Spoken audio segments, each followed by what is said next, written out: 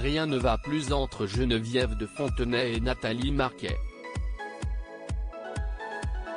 Une interview exclusive de l'ancienne présidente du comité Miss France a été diffusée dans Touche pas à mon poste ce mardi 15 décembre dans laquelle elle n'a pas mâché ses mots. Je me dis qu'elle est malade, elle a bu, elle est droguée. Il y a quelque chose qui n'est pas normal. Elle n'existe plus, elle est sortie de ma mémoire, a d'abord déclaré Geneviève de Fontenay avant d'affirmer que Jean-Pierre Pernaut a épousé l'écharpe de Miss France de Nathalie Marquet. Si est-il abusé, mon pauvre Jean-Pierre.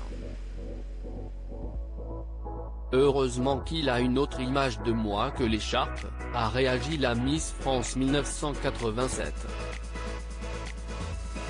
Des propos qui n'ont pas manqué de déclencher la colère de l'épouse de Jean-Pierre Pernaut qui a, par la suite, enchaîné les anecdotes.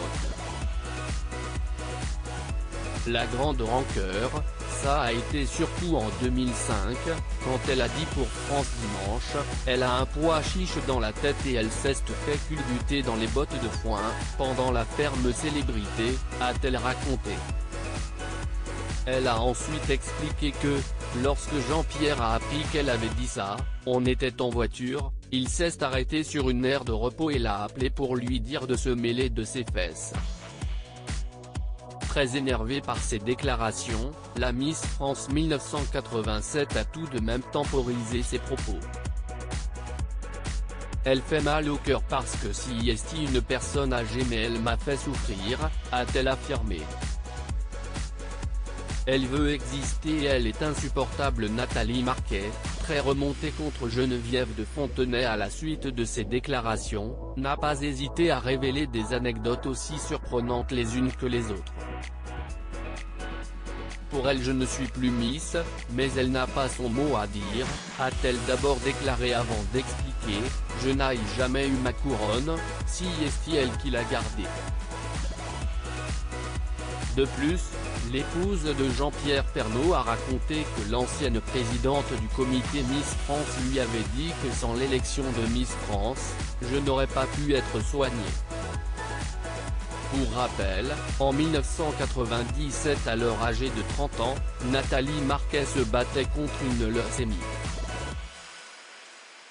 Toujours en bons termes à cette époque, Geneviève de Fontenay était alors venue lui rendre visite alors qu'elle était hospitalisée.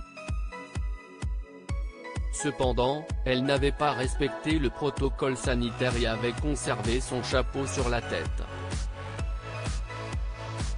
Quand elle est venue, elle a fait une chose terrible et le médecin à Villejuif peut en témoigner, elle n'a pas enlevé son chapeau.